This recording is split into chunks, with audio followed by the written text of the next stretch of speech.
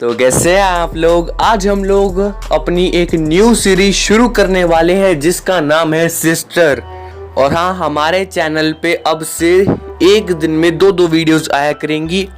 एक दिन के टाइम में आएगी और एक शाम या रात के टाइम पे आया करेगी, ठीक है। और एक वीडियो मिस्टर स्पेक्ट्रम कॉमेडियन पर भी आज आने वाली है। और गाइस, गला बिल्कुल ठीक हो चुका है तो टेंशन मत करो, अब हम बिल्कुल फाड़ देंगे। मतलब अब तुम्हें रेगुलर वीडियोस पक्का मिलेंगी। और गाइस, वीडियो शुरू करने से पहले मैं आपको बस इतना बताना चाहता हूँ कि यार प्लीज परमैन टीवी पर देखा करो, परमैन को टीआरपी दो, क्योंकि ऑफ कोर्स उससे परमैन के न्यू एपिसोड्स बनेंगे और इंडिया में आने के चांसेस बढ़ जाएंगे। तो यार प्लीज देखो परमैन टीवी पर, यूट्यूब पर मत देखो प्लीज, अपने टीवी पर देखो। और जिनके घर पर टीवी नहीं है तुम यूट्यूब पर ही देख सकते हो। तो जल्दी से जल्दी शुरू करते हैं अपनी स्टोरी को। गाइस, ये वाली वीडियो शुरू होती है इन फ्यूचर, जब परमैन बर्ड प्लेनेट से वापस आ जाता है और पाको यानी मिस सुमिरे से शादी कर लेता है।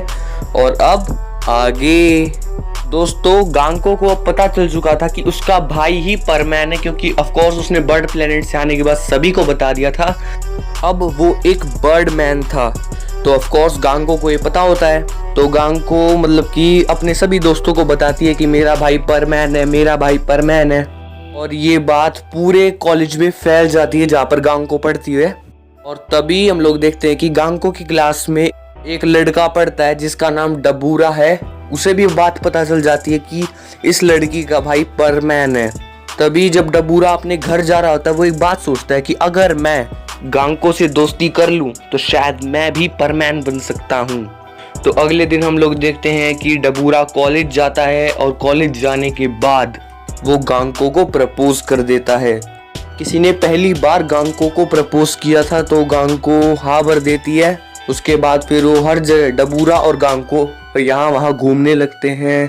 थोड़े दिनों बाद हम लोग देखते हैं कि परमैन और पाको को भी पता चल जाता है कि डबूरा और गांको के बीच में कुछ चल रहा है। तो एक दिन परमैन अपने ऑफिस जाने के लिए निकल ही रहा था, तभी पीछे से पाको आती है और उसके हाथ में लंच बॉक्स देती है। तभी परमैन पूछता है कि डबूरा है कौन, मेरे को किसी ने बताया कि डबूरा गांको के पीछे पड़ा हुआ है। तभी पाको बोलती है मुझे भी नहीं पता, आज गांको आएगी तो हम दोनों उससे बात करेंगे। तभी हम लोग देखते हैं कि शाम को परमैन ऑफिस से घर आ जाता है और पाको भी घर पर ही होती है। और गांको रात के 10:30 बजे आती है डबूरा के साथ और डबूरा बोलता है कि नमस्ते। तभी परमैन उसे बहुत ही ज्यादा गुस्से से देख रहा होता है, क्योंकि ऑफ कोर्स कोई किसी की बहन पे लाइन मारेगा तो भाई साहब गुस्सा बहुत उठता है। तभी पाको बोलते हैं कि तुम थोड़ी देर के लिए बाहर जाओ, हमें गांको से कुछ बात करनी है। इन 2-3 दिनों में डबूरा और गांको मतलब अच्छे दोस्त बन चुके थे।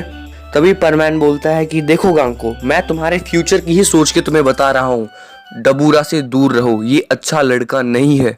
तभी गांको बोलती कि नहीं ये बहुत अच्छा है, ये मेरा दोस्त है। तभी परमैन बोलता है कि गांको समझने की कोशिश करो, मैंने आज इसका पूरा बैकग्राउंड चेक किया है, ना तो ये किसी अच्छे बैकग्राउंड से है और ना ही मैं इस पे भरोसा करता हूँ। तभी डबूरा कमरे के अंदर आकर बोलता है कि प्लीज आप गांको और मुझे अलग मत कीजिए। तभी परमैन गुस्सा हो जाता है और वो अपना परमैन सेट पहन लेता है और बोलता है कि यहाँ से जा रहा है या हड्डियां तोड़वा के जाएगा। तभी गांको डबूरा के आगे आ जाते बोलते कि प्लीज परमैन ऐसा मत करो। तभी परमैन गांको को उठा के पाको के पास फेंक देता है और बोलता है कि आज के बाद अगर तू इसके आसपास भी दिखा तो हड्डियां तोड़ के चूरमा बना दूंगा, चल अब निकल यहाँ से। तो उसके बाद डबूरा डरता डरता वहां से भाग जाता है। तभी गांको बोलते कि तुम्हें ऐसा नहीं करना चाहिए था उसके साथ, वो बहुत अच्छा है। तो उसके बाद परमैन गांको को उसके कमरे में भेज देता है जहां पर गांको डबूरा से फोन पर बातें कर रही होती है। और डबूरा गुस्से में गांको से बोलता है कि तुम्हारे भाई की हिम्मत कैसे हुई मुझे हाथ लगाने की। तभी गांको बोलते हैं कि मैं अपने भाई की तरफ से तुमसे माफी मांगती हूँ। तभी डबूरा बोलता है कि तुम मुझे कल कॉलेज में मिलो, मुझे तुमसे एक बहुत ही इंपॉर्टेंट काम है। तो अगले दिन गांको और डबूरा मिलते हैं कैंटीन में। तभी डबूरा बोलता है कि तुम्हारे भाई ने मेरी बहुत ज्यादा इंसल्ट की है, समझ गई, अब मैं इस शहर में एक पल नहीं रहूंगा, लेकिन मैं तुम्हें छोड़कर जा भी नहीं सकता, तो क्या तुम मेरे साथ चलोगी यहाँ से। तभी गांको बोलती है कि यहाँ पर तो मेरे भैया और भाभी रहते हैं, मैं यहाँ पे इसे छोड़कर कैसे तुम्हारे साथ चल सकती हूँ। तभी डबूरा बोलता है कि तुम मेरे साथ भाग चलो। तभी गांको बोलती है कि हम भाग के जाएंगे कहाँ। तभी डबूरा बोलता है कि तुम अपने भाई का परमानेंट सेट रात को उठा के ले आना मेरे पास, उसके बाद हम दोनों बहुत दूर चले जाएंगे और बहुत दूर जाकर अपनी एक खुद की दुनिया बसाएंगे। तो गांको पहले मानती नहीं है क्योंकि ऑफकोर्स अपने भाई के कमरे से परमानेंट सेट उठा के लेके आना और उसके बाद अगर किसी ने देख लिया तो गांको फंस भी सकती है। लेकिन फाइनली गांको मान जाती है और बोलती है कि ठीक है डबूरा, मैं तुम्हारे कहने पर अपने भाई के कमरे से परमानेंट सेट ज़रूर लेके आऊँगी। उसके बाद गांको उठकर अपने घर चली जाती है और डबूरा के कुछ दोस्त वहाँ पर आ जाते हैं। अभी वो पूछते हैं कि भाई क्या तुम गांको से ज़्यादा प्यार करते हो। तभी डबूरा बोलता है कि बिल्कुल भी नहीं, पागल हो क्या, मैं इससे बस इसीलिए प्यार कर रहा हूँ ताकि मुझे परमानेंट सेट मिल जाए। एक बार मुझे परमानेंट सेट मिल गया तो इसे कौन पूछेगा, इसे तो मैं धक्के मार कर निकाल दूंगा।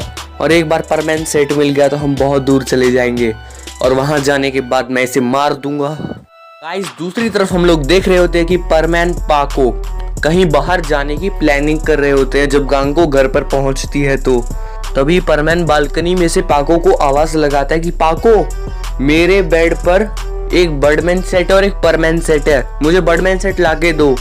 तो उसके बाद पाको बर्डमैन सेट उठा के परमैन को दे देती है और परमैन किसी काम से बाहर चला जाता है।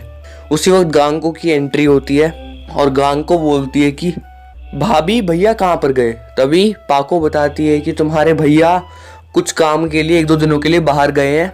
तभी उसके दोस्त पूछते हैं कि तुम जाओगे कहाँ पर।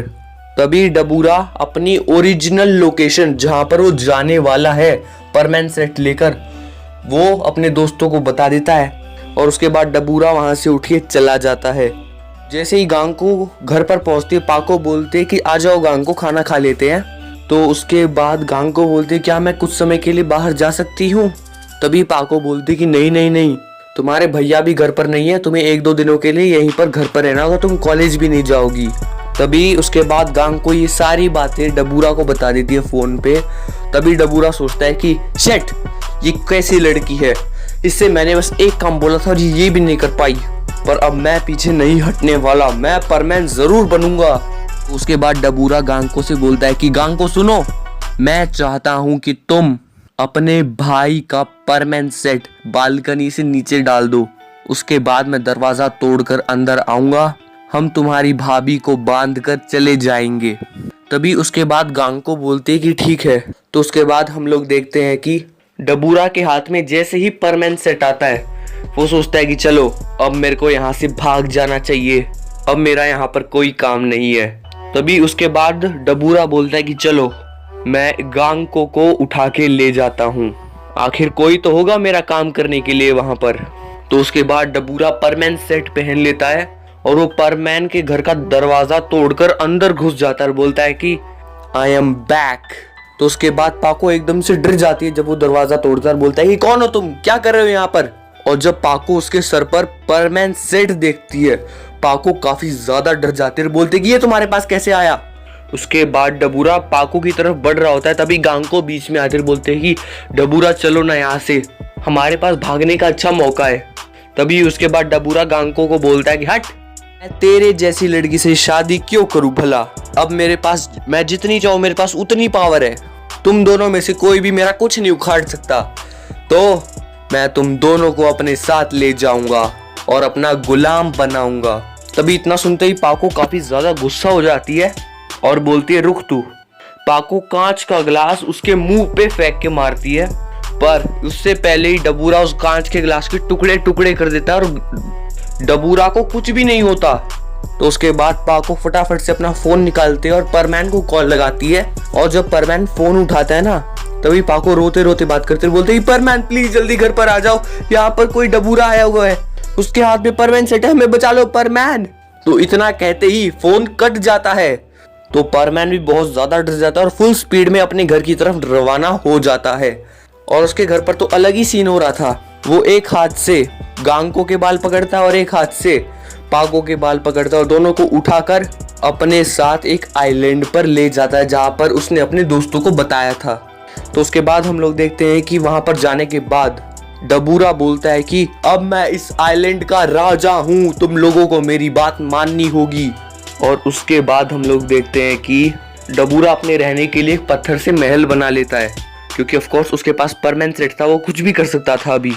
और वो पाको और गांको को बाहर छोड़कर अंदर चला जाता है और सारे दरवाजे बंद कर लेता है, मतलब महल के सारे रास्ते बंद कर लेता है ताकि वो अंदर ना आ सके।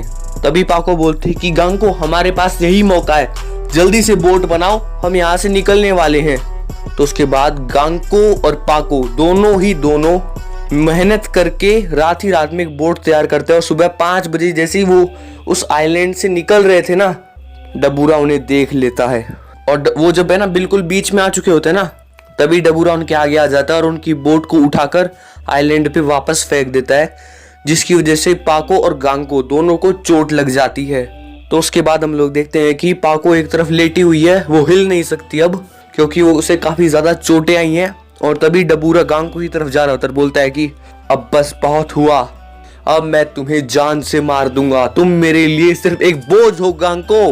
तो उसके बाद हम लोग देखते हैं कि जैसे ही वो गांको को मारने वाला होता है ना, तभी पीछे से एक लकड़ी आती है उसके सर पर, जिसकी वजह से उसे हल्के हल्के चक्कर आने लगते हैं। और वो लकड़ी और किसी ने नहीं, पाको ने मारी होती है।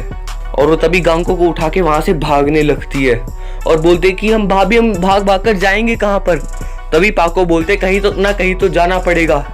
दूसरी तरफ हम लोग देख रहे होते हैं सुबह तक परमैन अपने घर वापस आ जाता है और घर की हालत देखकर बोलता है कि पाको, गांको, तुम हो कहाँ पर। और परमैन बहुत ही बुरी तरीके से डरा हुआ होता है और बोलता है कि पाको और गांको आखिर जा कहाँ सकते हैं। तभी परमैन की नजर एक कागज पर जाती है, उस कागज पर लिखा हुआ होता है डबूरा।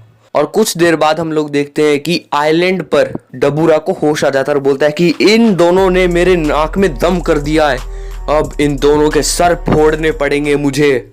उसके बाद हम लोग देखते हैं कि वो आइलैंड के दूसरी तरफ पहुंच जाते पाको और गांको, और वो छुपे हुए थे। एकदम से ना डबूरा वहां पर आता है कि धप्पा, अब तुम लोगों को मुझसे कौन बचाएगा बे।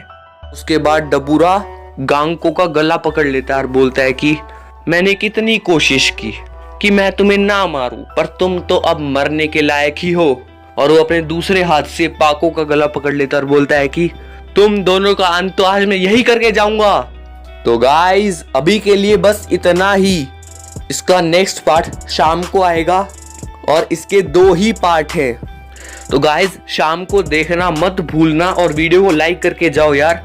आप में से बहुत सारे लोग देख लेते पर लाइक नहीं मार के जाते यार, प्लीज लाइक मारो। गाइस नेक्स्ट पार्ट में हमें देखना है कि क्या परमैन पाको और गांको को ढूंढ पाएगा, क्या डबूरा परमैन पाको गांको सबको मार डालेगा।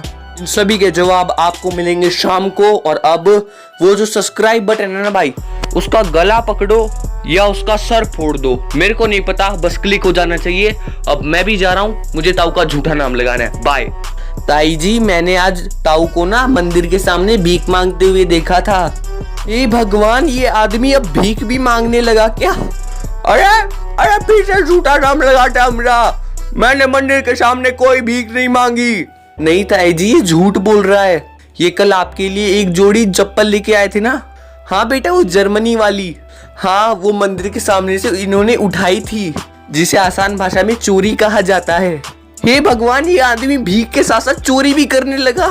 अबे झूठा नाम लगाता है, मैं जा रहा हूँ यहाँ से। कहाँ जा रहा है, रुक तो, तेरे की तो खाल उधेड़ती हूँ मैं। अबे बुड्ढे को मारा, अरे फिर से मारा आज मुझे, बचाओ रे सब्सक्राइबर्स।